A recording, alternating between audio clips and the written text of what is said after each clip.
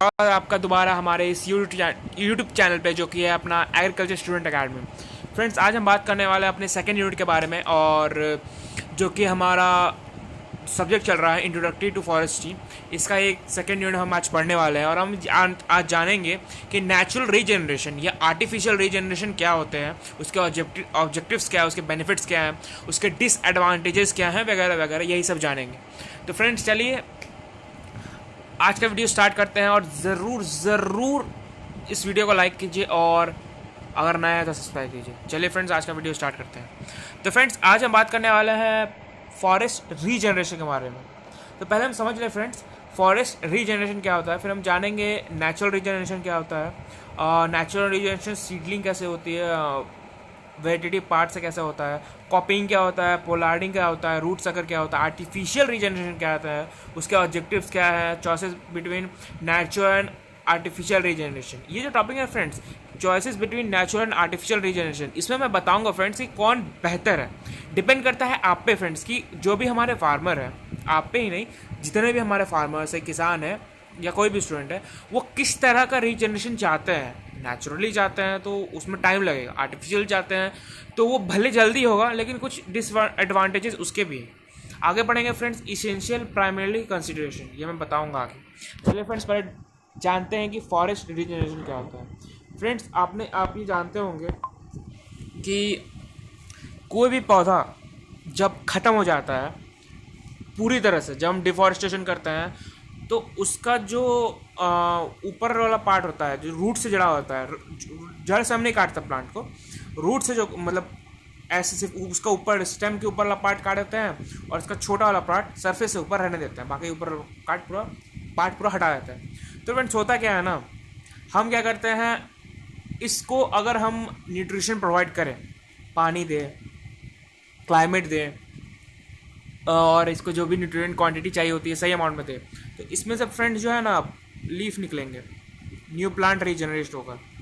इसी को कहते हैं फ्रेंड्स रीजनरेशन। मेरा बात समझ पा रहे होंगे, नहीं समझ पा रहे हो तो मैं बताता हूँ। जब भी किसी प्लांट का जन्म होता है, जब कोई प्लांट ज़मीन से उगता है, ठीक है, और उस जगह से उगता है जहाँ पे हमने अभी अभी डिफॉरेस्टेशन किया है, मतलब कटाई छुटाई पूरा साफ सुफ कर दिया है उस जमीन को, और वहाँ पे अगर किसी प्लांट का जन्म हो रहा है तो उसको रीजनरेशन कहते हैं। रीजनरेशन मतलब फ्रेंड्स पुनः जन्म प्राप्त करना किसी भी एक पर्टिकुलर ऑर्गेनिज्म, किसी भी पर्टिकुलर स्पीसीज का। आप समझ पा रहे होंगे मैं क्या करना चाह रहा हूँ। फॉरेस्ट लग गया मतलब फ्रेंड्स फॉरेस्ट में होना, समझ रहे फ्रेंड, वन में जब रीजनरेशन होगा तो उसको फॉरेस्ट रीजनरेशन कहते हैं। अब डिफिनेशन पे आते हैं। डिफिनेशन कहता है friends, forest regeneration is the act of renewing trees cover by establishing young tree naturally और artificially, generally promptly affect the previous stand और फॉरेस्ट हैज़ बीन रिमूव्ड। देखिए फ्रेंड्स, इसमें क्या होता है ना, जो पुराने पौधे होते हैं ना फ्रेंड्स, वो हट जाते हैं, और जो नए पौधे होते हैं वो जन्म लेते हैं, ठीक है। और रीजनरेशन जो मैंने बताया वही होता है। चलिए फ्रेंड्स, आते हैं नेचुरल रीजनरेशन में। देखिए फ्रेंड्स, नेचुरल और आर्टिफिशियल रीजनरेशन में एक लाइन जितना अंतर है, ज़्यादा अंतर नहीं है उसमें। बताता हूँ कैसे। नेचुरल मतलब अगर मान लीजिए आपका जो पौधा, जहाँ पे आपने डिफॉरेस्टेशन किया है, वहाँ पे जो पौधा उग रहा है वो अपने आप उग रहा है, अपने आप मतलब ऑटोमेटिकली उग रहा है, वो ग्रो कर रहा है, तो उसको नेचुरल रीजनरेशन कहेंगे, ठीक है। जबकि आप उस जगह जहाँ पे डिफॉरेस्टेशन किया है, वहाँ पे अगर आप प्लांट लाके कोई लगाते हो या सीडलिंग करते हो, या फिर प्लांट किसी एक पार्ट की वजह से आप वो पर्टिकुलर प्लांट उगा रहे हो, तो उसको आर्टिफिशियल कहेंगे, क्योंकि वो मैनमेड द्वारा उगाया गया प्लांट है, तो उसको आर्टिफिशियल रीजनरेशन कहेंगे। अब आप समझ पा रहे होंगे। चलिए फ्रेंड्स, नेचुरल रीजनरेशन पढ़ते हैं। Natural regeneration is the process by which woodlands are restocked by trees that develop from seed that fall and germinate in shoot। देखिए फ्रेंड्स, मैं बताता हूँ। फ्रेंड्स, आपने देखा होगा कि बहुत सारे पेड़ जो है बूढ़े हो जाते हैं, मर जाते हैं, या फिर कुछ पेड़ का डिफॉरेस्टेशन हो जाता है कहीं कहीं फॉरेस्ट में। तो मैं लेता हूँ एक ऐसा पेड़ जो कि बूढ़ा हो चुका है। अब देखिए फ्रेंड्स, उसमें क्या होगा ना, उसका जो सीड होगा ना उस पेड़ का, पर्टिकुलर पेड़ का, मान लेते हैं वो ज़मीन में गिर गया, ठीक है, और उस पर्टिकुलर सीड से एक प्लांट का जन्म हुआ, तो उसको नेचुरल रीजनरेशन कहेंगे। अब वो पर्टिकुलर एक सीड एक प्लांट का एक शूट का पार्ट ले लेगा, मतलब इसमें रेडिकल और शूट निकलेगा जो आगे चल के रूट और शूट बन जाएंगे। तो वो जो निकलेगा ना फ्रेंड्स, प्लांट जो ग्रो करेगा, जिसका नया जन्म हुआ हो, पुनः जन्म हुआ होगा एक सीड से, उसको नेचुरल रीजनरेशन कहेंगे। ठीक है, मैंने समझा दिया फ्रेंड्स, पहले भी डिफिनेशन दे चुका हूँ, आपको समझने में आसानी होगी। अब फ्रेंड्स देखिए, अगर ये सीड द्वारा हो जा रहा है तो उसको सीड रीजनरेशन कहेंगे। ठीक है, नेचुरल सीड के अंदर, नेचुरल रीजनरेशन के अंदर इसको सीड रीजनरेशन कहेंगे। समझ पा रहे होंगे। अगर सीड के द्वारा हुआ, अगर किसी प्लांट के पार्ट के द्वारा हो रहा है तो उसको क्या कहेंगे, उसको कहेंगे वेजिटेटिव रीजनरेशन। ठीक है, मैं बात आप समझ पा रहे होंगे। डेफिनेशन पे आता है। डेफिनेशन कहता है friend, natural regeneration is the process by which the Woodlands, would देखिए फ्रेंड्स, वुडलैंड में बताता हूँ। वुडलैंड जो होता है ना फ्रेंड्स, वुड मतलब लकड़ी। देखिए जमीन, देखिए जमीन में जो पेड़ होता है लगा हुआ, ठीक है, पेड़ से जो तना होते हैं, उसके तने, उसको वुडलैंड्स कहते हैं। समझ पा रहे होंगे आप। उसका जो ट्रंक होता है, मोटा सा स्टेम, उसको हम वुडलैंड कहते हैं। अगर आप काट दीजिएगा, मान लीजिए आप पेपर यूज या फिर टिम्बर बनाने के लिए पेड़ को काटते हैं, तो उसका जो बचा हुआ पार्ट होता है, जैसे मैंने स्टार्टिंग में बताया था, ये जो बचा हुआ पार्ट होता है ना, ये वाला, इसको आप ऐसे ही छोड़ देते हैं, इसको फ्रेंड्स हम कहते हैं woodlands. Are restocked by trees that develop from seed that fall to germinate in shoot। ठीक है फ्रेंड, SITU, C2 मतलब होता है फ्रेंड्स, C2 मतलब होता है कि जब आप किसी सीड द्वारा या फिर सीड ज़मीन पे गिर गया और अपने आप कोई प्लांट जन्म ले लिया, तो उसको सीड कहते हैं। समझ पा रहे हैं ना फ्रेंड्स। चलिए आगे चलते हैं। सीड्स पे तो मैंने बता दिया फ्रेंड्स। अब इसका डिफिनेशन पे आता है। Seedling establishment of some species has been observed by following the growth and survival of tree species growing after silviculture operation to promote natural regeneration। देखिए फ्रेंड्स, सिल्वीकल्चर मैंने इसके प्रीवियस जो मैंने यूनिट एक्सप्लेन किया था यूनिट 1 में, उसमें मैं बताया है।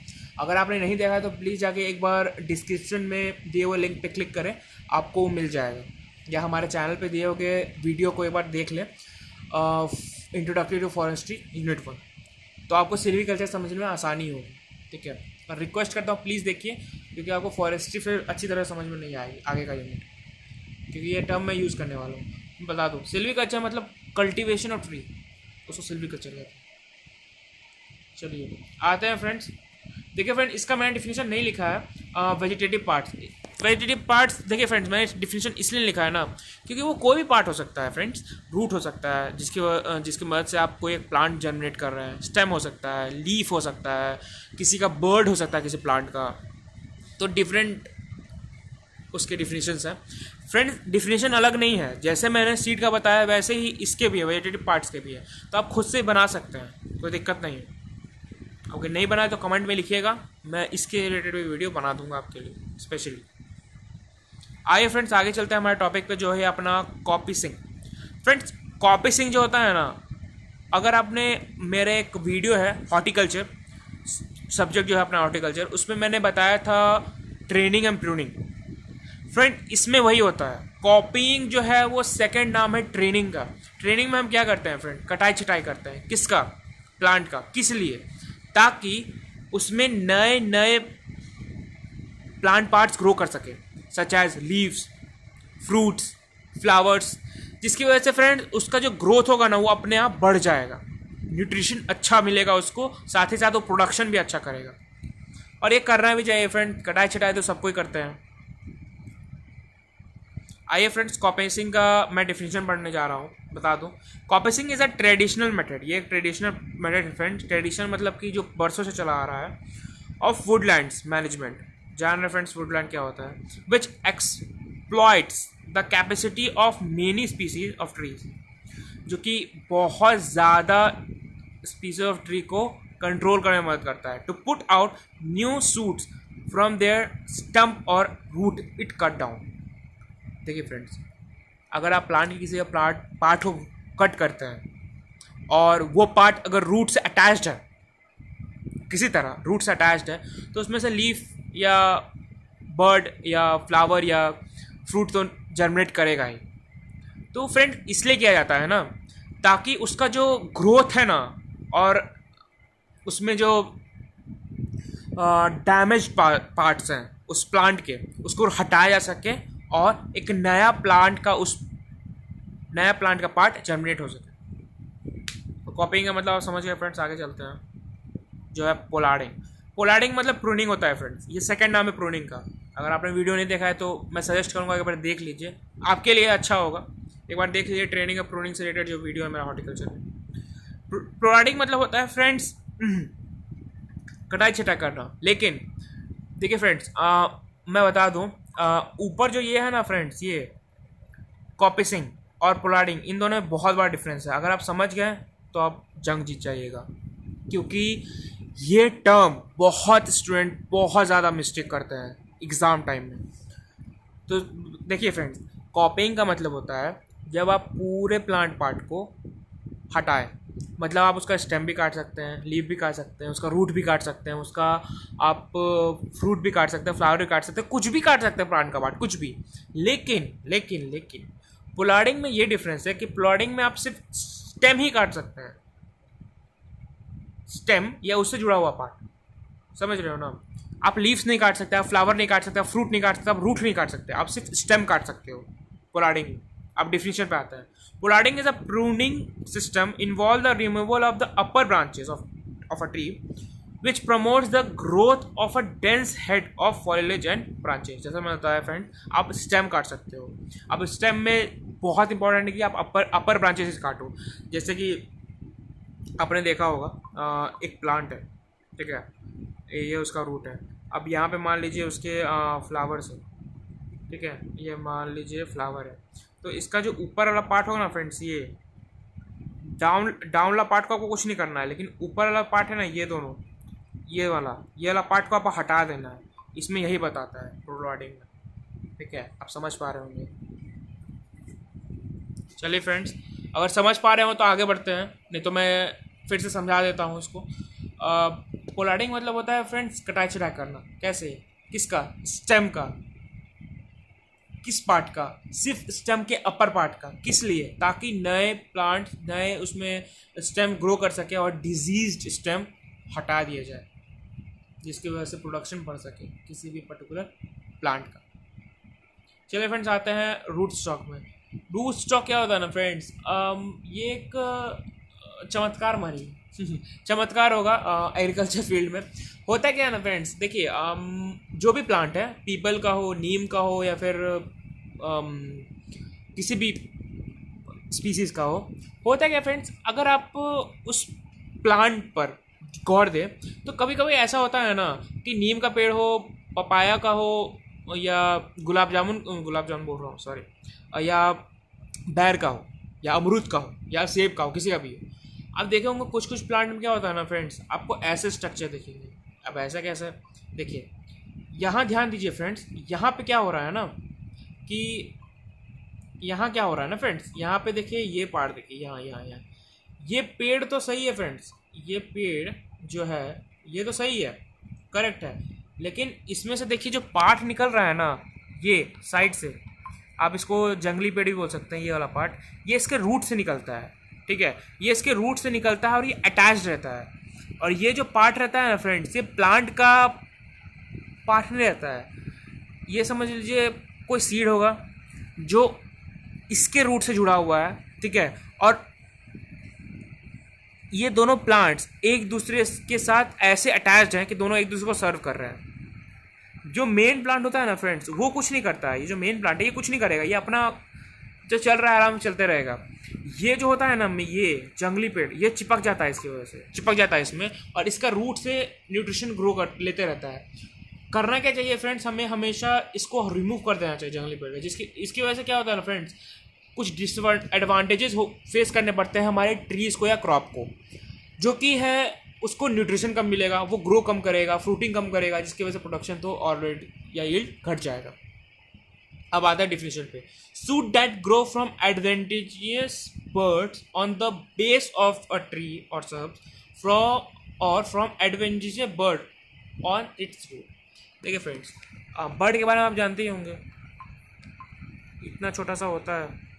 किसी भी प्लांट के जो ये होता है ना, प्लांट का जो स्टेम होता है, ये जो स्टेम होता है, यहाँ पे एक छोटा सा इतना छोटा बर्ड लगा रहता है, वही है ये, समझ पा रहे होंगे। वो या तो स्टेम में हो सकता है या तो रूट में हो सकता है। अब या तो क्या हो, पहला केस हो सकता है, या तो वो रूट का जो पार्ट है वो गिर जाए, सॉरी, रूट का जो पार्ट है वो उससे ग्रो कर जाए एक प्लांट, जैसे यहाँ पे आप देख सकते हैं जंगली पेड़ ग्रो कर गया है, या तो प्लांट का जो स्टेम है उससे एक बर्ड गिर जाए और वो अटैच हो जाए रूट से और रूट फिर ग्रो करे। तो यही होता है। तो होता है क्या फ्रेंड्स, आप देखे होंगे जंगली पेड़ को हम लोग, जो भी हम फार्मर्स है वो साफ़ कर देते हैं। वो इसलिए साफ़ कर देते हैं ताकि उसके अगल बगल जो पेड़ है वो उसको हार्म ना कर सके, उसका न्यूट्रिशन ना ले सके उस पर्टिकुलर क्रॉप को। चलिए फ्रेंड्स आगे चलते हैं, जो कि है हमारा टॉपिक है वो है आर्टिफिशियल रीजनरेशन। आर्टिफिशियल रीजनरेशन मैंने पहले बताया, अगर कोई भी मैनमेड रीजनरेशन होता है, किसी प्लांट को ग्रो किया जाता है मैनमेड अपने हाथों से, इंसानी तरीके से, तो उसको आर्टिफिशियल रीजनरेशन कहते हैं। आता है डिफिनीशन पे, artificial regeneration is the planting of trees, seedling और seeds after timber harvest rather than relying on stumps, fruit, seed and other form of natural regeneration। Natural regeneration के फ्रेंड जितने भी तरह हैं ना, जितने भी टाइप्स हैं, जैसे कि हम उसको नेचुरल रीजनरेशन कैसे होता है फ्रेंड्स, सीड से हो सकता है, आपका प्लांट का किसी पार्ट से हो सकता है, रूट, बर्ड, कोई भी। हम इसमें क्या करते हैं फ्रेंड्स कि आर्टिफिशियल रीजनरेशन में हम प्लांट पार्ट को उगाते हैं। नेचुरल रीजनरेशन में क्या होता था, वो अपने आप उगता था, हमें कुछ करने का जरूरत नहीं है, वो अपने मौसम के हिसाब से या सॉइल के टेक्सचर या फिर उसके न्यूट्रिशन क्वांटिटी के हिसाब से ग्रो करता था। लेकिन हमें क्या करना है, हमें हर बात का ध्यान रखना पड़ता है कि क्लाइमेट कितना चाहिए उसको, टेम्परेचर कितना चाहिए उसको, न्यूट्रिशन क्वांटिटी कितनी चाहिए, सॉइल का टेक्सचर क्या है, कलर क्या है, क्या उसके लिए सूटेबल है या नहीं, और भी बहुत सारे इसेंशियल रिक्वायरमेंट्स होते हैं जो कि हमें ध्यान रखने पड़ते हैं। तो आर्टिफिशियल रीजनरेशन में यही होता है फ्रेंड्स, ठीक है, जो कि इसको नेचुरल रीजनरेशन से अलग बनाता है, क्योंकि हम खुद एक प्लांट उगाते हैं। देखिए फ्रेंड्स, नेचुरली एक प्लांट उगना और खुद एक प्लांट उगाना, दोनों में बहुत फ़र्क होता है, ठीक है, यही डिफरेंस है। आइए फ्रेंड्स पढ़ते हैं इसके ऑब्जेक्टिव पे। ऑब्जेक्टिव्स क्या है नेचुरल रीजनरेशन का? पहला ऑब्जेक्टिव है friends, artificial regeneration is also done to replace less valuable species with more valuable species. देखिए फ्रेंड्स, हम डेवलप कर रहे हैं, हम 21st सेंचुरी में आ गए हैं और हम अभी भी डेवलप करते ही जा रहे हैं। हमारा इंडियन नेशन डेवलप कर रहा है, हमारे फार्मर्स भी ग्रो कर रहे हैं, नए नए टेक्नोलॉजी जो आ रहे हैं उसको एक्सेप्ट कर रहे हैं। जो हमारे ट्रेडिशनल पुराने ज़माने के जो फार्मर्स थे, जो उनका तरीका था उगाने का, उसको भी यूज़ किया जा रहा है ताकि अच्छी तरह से ग्रो किया जाए किसी भी क्रॉप को।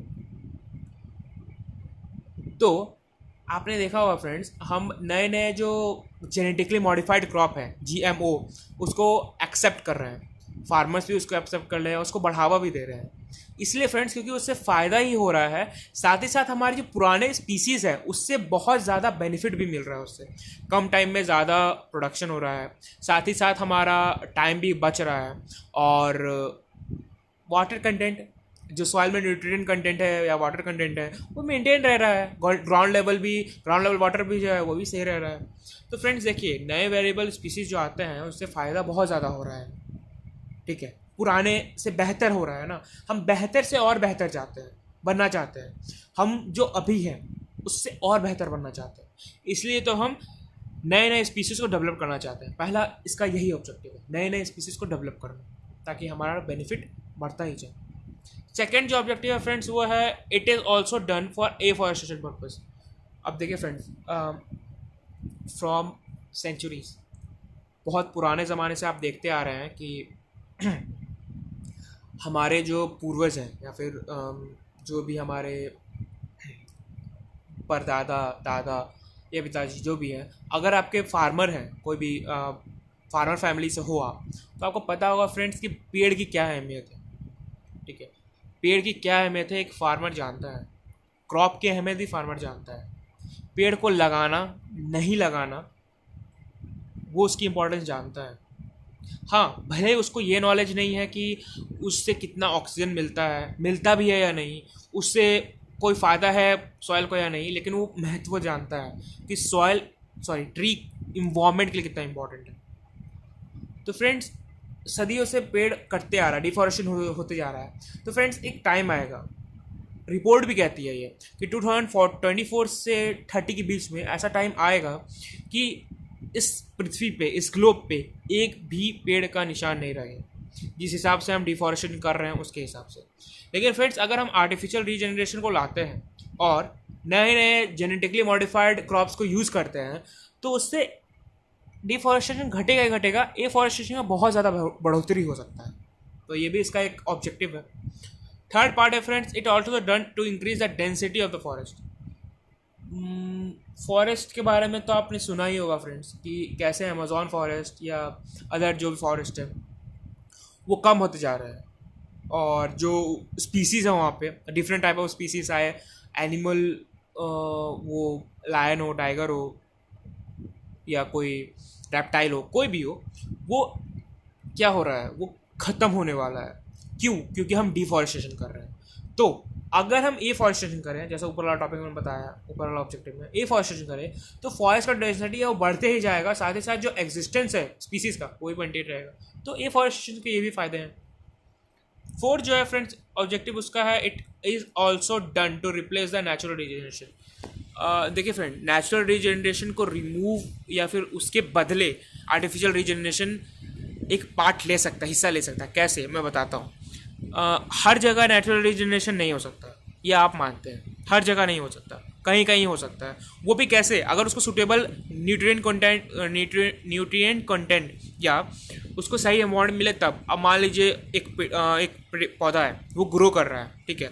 अब मान लीजिए उसको सॉइल का जो न्यूट्रिएंट कंटेंट है वो सही राइट अमाउंट पे नहीं मिला, या राइट टाइम पे नहीं मिला, या फिर बारिश नहीं हो पाई, या फिर सनराइज नहीं हुआ, तो उस समय क्या होता है फ्रेंड्स, वो प्लांट मर जाएगा, ख़त्म हो जाएगा। लेकिन अगर आर्टिफिशियल रीजनरेशन कर रहे हैं आप, तो आपके नेतृत्व में वो ग्रो करेगा। तो आप सब चीज़ देखेंगे ना, टेम्परेचर कितना है, उस पर्टिकुलर प्लांट का रिक्वायरमेंट कितना है, सॉइल कंटेंट, न्यूट्रिशन वगैरह वगैरह जितने भी हैं, सब पे ध्यान रखेंगे तो एफॉरेस्टेशन जल्दी होगा।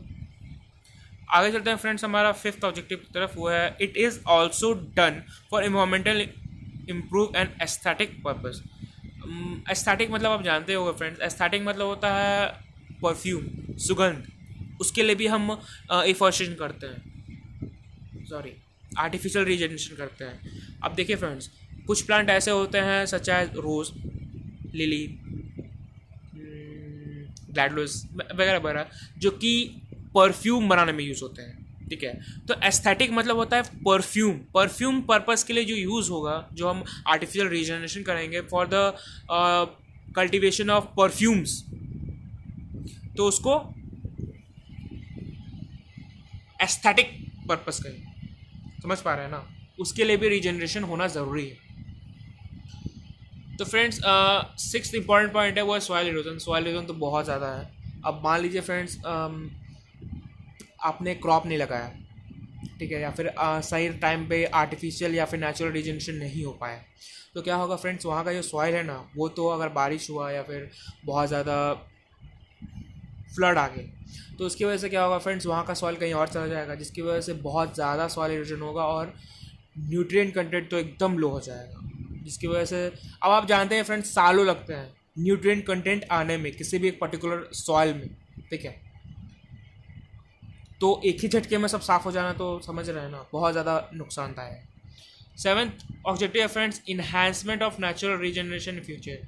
फ्यूचर में नेचुरल रीजनरेशन को बढ़ावा देना चाहिए और आर्टिफिशियल रीजनरेशन ये काम कर सकता है।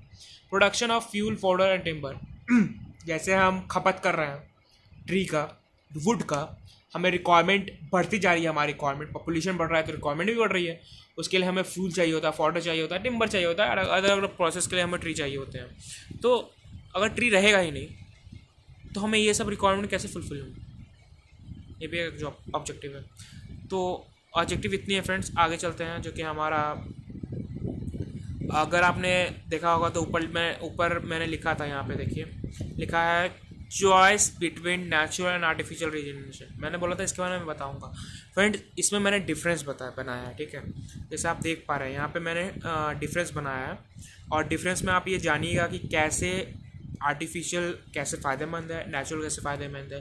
देखिए फ्रेंड्स, कोई भी टॉपिक ले लीजिए, उसके नेगेटिव और पॉजिटिव दोनों व्यू होते हैं, डिपेंडिंग अपॉन योर रिस्क। आप कितने कैपेसिटी आपकी रिस्क लेने की, उस पर डिपेंड करता है। नेचुरल पे जाइएगा तो वो भी बेहतर है, आर्टिफिशियल पे जाइएगा तो वो भी बेहतर है, दोनों बेहतर है। देखा जाए तो दोनों के एडवांटेज और डिसएडवांटेज है, तो डिपेंड करता है आप पे ना, आप कौन सा चूज़ करना चाहते हैं। मैं बता देता हूँ फ्रेंड्स कैसे आप, क्या इसके फ़ायदे हैं क्या नुकसान है, ठीक है। मैं डिफरेंस बता देता हूँ, उसी में आप समझ जाइएगा क्या फ़ायदा है। पहला आर्टिफिशियल रीजनरेशन, फिर natural. Artificial friends it gives quicker result, natural में इट्स स्लो प्रोसेस। सही बात है। देखिए फ्रेंड्स, आर्टिफिशियल में आप ग्रो करने के लिए उसमें केमिकल्स डालते हैं, फर्टिलाइजर डालते हैं उस प्लांट में, ताकि वो जल्दी ग्रो करे। उसमें नाइट्रोजन डालते हैं ताकि वो अच्छी तरह से ग्रो करे, नाइट्रोजन मिले।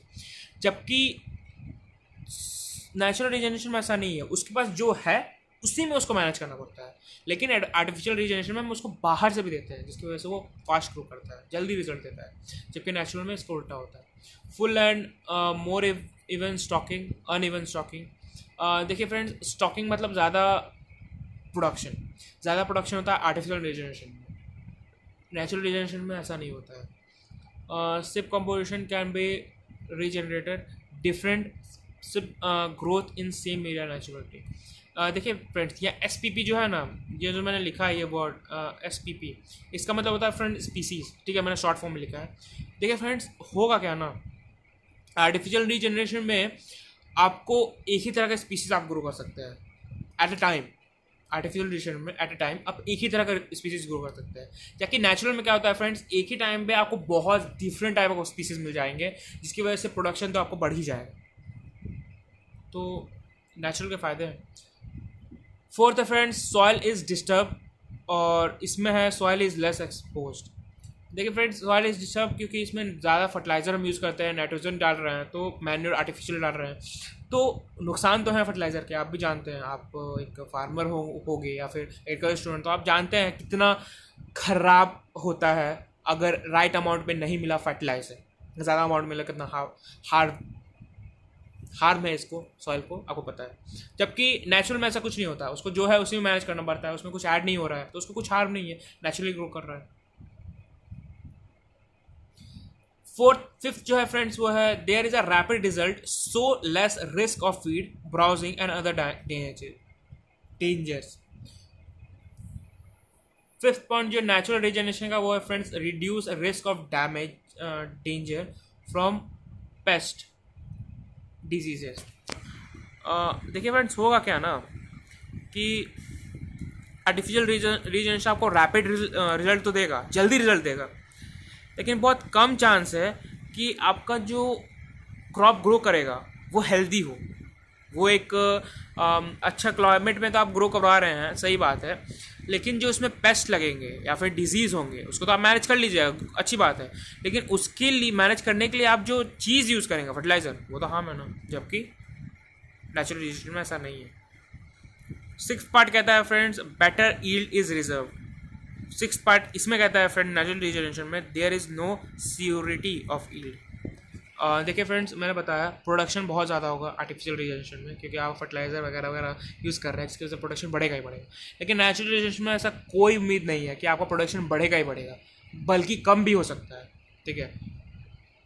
तो फिर 6 पॉइंट ये कहता है। 7 पॉइंट कहता है there is no advance growth, जबकि इसमें 7 पॉइंट कहता है advance growth is achieve. Advance growth का मतलब होता है फ्रेंड्स नए नए क्रॉप्स। देखिए फ्रेंड्स, हम क्या करते हैं, किसी पेड़ को उस समय काट देते हैं जब वो बूढ़ा हो जाता है या फल देना बंद कर देता है, ठीक है। लेकिन नेचुरल आर्टिफिशियल रीजनरेशन में, लेकिन नेचुरल में क्या होता है, नेचुरल में तो किसी का रेख देख में नहीं हुआ, ऐसे ग्रो कर रहा है। उसमें क्या होगा ना फ्रेंड्स, अपने आप जब ग्रो करता है, जब वो बूढ़ा भी हो जाएगा ना, तब भी वो फल देते रहता है। कोई कुछ ऐसा पेड़ होता है, हम उसे काटते नहीं है, जबकि उससे उसके सीड से, पर्टिकुलर एक सीड से नए ईल्ड का भी जन्म होता है, नए एक स्पीसीज का भी जन्म होता है, तो फायदेमंद है। आते हैं फ्रेंड्स 8 पे, जो कि इसके आर्टिफिशियल रीजनरेशन में, मेंटेनेंस एंड सुपरविजन ईजी, जबकि 8 का नेचुरल रीजनरेशन एक आता है 8 पॉइंट, मेंटेनेंस इज डिफिकल्ट। सही बात है। तो देखिए फ्रेंड्स, नेचुरल रीजनरेशन में आपको बहुत सारे फेस करने पड़ेंगे, कि आप कुछ पेस्टिसाइड कोई भी हर्बिसाइड या पेस्टिसाइड आप छिड़क नहीं सकते, या कोई ऐसा केमिकल नहीं डाल सकते, मिला सकते हैं नेचुरल रीजनरेशन में जिससे आपका प्लांट जल्दी जल्दी ग्रो करे। तो डिसएडवांटेज है नेचुरल रीजनरेशन के। लेकिन जबकि आर्टिफिशियल में उल्टा होता है, इसमें हम पूरा मेंटेन करते हैं उसको, उसका ट्रेनिंग प्रूनिंग करते रहते हैं, उसका सॉइल का कंटेंट चेक करते रहते हैं, सॉइल का टेस्टिंग करवाते रहते हैं, तो फ़ायदेमंद। नाइन्थ जो है फ्रेंड सेकेंड लाइट, वो है डिफरेंस, वो है it is expensive method, it is economical. Friends, natural regeneration जो है ना वो बहुत ही सस्ता है, ठीक है, इसमें कोई आपको इन्वेस्टमेंट करने की ज़रूरत नहीं है, जबकि आर्टिफिशियल रीजनरेशन में आपको बड़ा अमाउंट इन्वेस्ट करना पड़ सकता है, ठीक है, क्योंकि आप मेंटेनिंग करेंगे तो उसके लिए एक बहुत बड़ा एरिया चाहिए होगा, उसके लिए सीड्स चाहिए होंगे, उसके लिए पेस्टिसाइड चाहिए होंगे, और भी अदर कुछ आपके रिक्वायरमेंट्स हो सकते हैं डिपेंडिंग अपन क्रॉप के क्या कंडीशन। फ्रेंड्स, आखिरी जो इसका डिफिनेशन वो कहता है, we may get even aged plant, all aged class are present. ठीक है फ्रेंड्स, 10th पॉइंट ये कहना चाह रहा है ना आसान भाषा में, अगर आप आर्टिफिशियल रीजनरेशन कर रहे हो ना, तो उसमें क्या होगा कि आपको एज प्लांटेशन भी मिल सकता है, यानी कि आप प्लांटेशन कर दीजिए, उसके बाद छोड़ दीजिए उसको, मतलब समय तो समय देखते रहिए, तो क्या होगा उसमें आपको नए नए प्लांट्स मिलेंगे। और साथ ही साथ आपको क्या करना पड़ेगा, अगर आपको और प्रोडक्शन करना है, प्रोडक्शन अपना बढ़ाना है, देखिए मैं समझाता हूँ, मैं अच्छी तरह समझाता हूँ, आपको एक पर्टिकुलर एज का ही मिलेगा। देखिए मैं ह्यूमन से लेता हूँ, बच्चे को देखिए, अगर आप ऑर्फनेज में जाएंगे तो ऑर्फनेज में आपको different kind of various different ages of children मिलेंगे, कोई 10 साल, कोई 5 साल, कोई 20 साल, ठीक है। नेचुरल रीजनरेशन में वैसा होता है, आपको 10 साल का प्लांट मिल सकता है, 20 साल का मिल सकता है, 20 साल का पेड़ मिल सकता है, 40 साल का बूढ़ा पेड़ मिल सकता है, कैसा भी मिल सकता है। जबकि आर्टिफिशियल रीजनरेशन में क्या होगा ना, आपको एक ही टाइप का मिलेंगे पेड़, मतलब कि 10 साल का ही होगा पर्टिकुलर, अगर एक यार्ड में लगाया तो सिर्फ 10 साल का पेड़ लगा होगा, एक यार्ड में लगाया तो 20 साल का लगा होगा, पर्टिकुलर एक एज का लगा होगा, ठीक है फ्रेंड्स, एक एज का, लेकिन इसमें वेरिएशन होते हैं नेचुरल रीजनरेशन में, तो फ़ायदे हैं। अब आते हैं आखिरी फ्रेंड्स, वो है हमारा इसेंशियल प्राइमरीली कंसिडरेशन। फ्रेंड्स, इसका मतलब है ना कि आपको क्या क्या रिक्वायरमेंट्स होंगे आर्टिफिशियल रीजनरेशन के लिए या नेचुरल रीजनरेशन के लिए, क्या रिक्वायरमेंट्स हो सकते हैं। तो पहला है फ्रेंड्स लैंड डोनर ऑब्जेक्टिव। पहला तो फ्रेंड्स लैंड है, लैंड को आपको बहुत सुटेबली ढूंढना पड़ेगा, अच्छी तरह से क्लैरिफिकेशन चाहिए होगी उसके लिए कि आपको कैसा लैंड चाहिए, आपको क्रॉप कैसे है उस पर डिपेंड करेंगे, आपको लैंड कैसा चाहिए होगा, तो मैटर करता है लैंड कैसा है। सेकेंड जो है site and stand characteristics. Friends, crop के कैरेक्टरिस्टिक्स हैं, जो आप प्लांट ग्रो करना चाहते हैं, ट्री रीजनरेट करना चाहते हैं, आर्टिफिशियली नेचुरली जो भी, उसके कैरेक्टर्स क्या हैं, उसके साइट क्या है, उसके बेनिफिट्स क्या है, उसके डिसएडवांटेज क्या है, ये सब आपको पता होना चाहिए। थर्ड कहता है friends elements cost of the regeneration material. अब आपको कितना खर्च पड़ने वाला है, कितने एलिमेंट लगने वाले हैं, क्या क्या रिक्वायरमेंट्स हो सकते हैं, ये फुल प्रूफ प्लानिंग होनी चाहिए आपकी किसी पर्टिकुलर रीजनरेशन के लिए, वो आर्टिफिशियल हो या नेचुरल। फोर्थ और आखिरी ऑब्जेक्टिव ये कहता है फ्रेंड्स कि expected cash flow associated with the silviculture system to be employed. Silviculture में, जो कि सिल्वीकल्चर मतलब ट्री कल्टिवेशन होता है, उसमें ट्री कल्टिवेशन के लिए जो आपको पर्टिकुलर कैश चाहिए होगा, पर्टिकुलर एक अमाउंट ऑफ कैश चाहिए होगा, वो आपको रखना पड़ेगा, ताकि आपके जो एम्प्लॉयर्स हैं जो उसमें काम करेंगे, देखिए अगर आपने 1 यार्ड का लिया, 1 एकड़ का लिया लैंड, तो उसमें आप अकेले तो नहीं कर पाएंगे ना खेती, उसमें आपको कुछ एम्प्लॉयज़ लगेंगे, तो उसके लिए भी आपको देख रेख करना पड़ेगा। तो ये सब आपके फ्रेंड्स कंसिडरेशन है, कुछ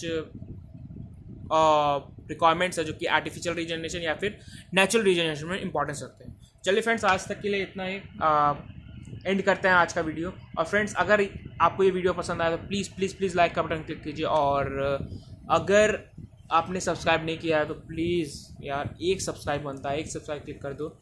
और मैं चाहूँगा कि आप प्लीज़ इससे प्रीवियस वीडियो जो मेरा एग्रोनॉमी और हॉर्टिकल्चर से रिलेटेड जो 2 सब्जेक्ट हैं उससे रिलेटेड मैंने पूरे यूनिट कवर किए हैं और फॉरेस्ट्री से कर रहा हूँ, फॉरेस्ट्री में कर रहा हूँ, और कोशिश करूँगा कि ये भी जल्दी से जल्दी कंप्लीट हो जाए और आपको एक फुल प्रूफ फर्स्ट सेमेस्टर का सब्जेक्ट्स मिल पाए।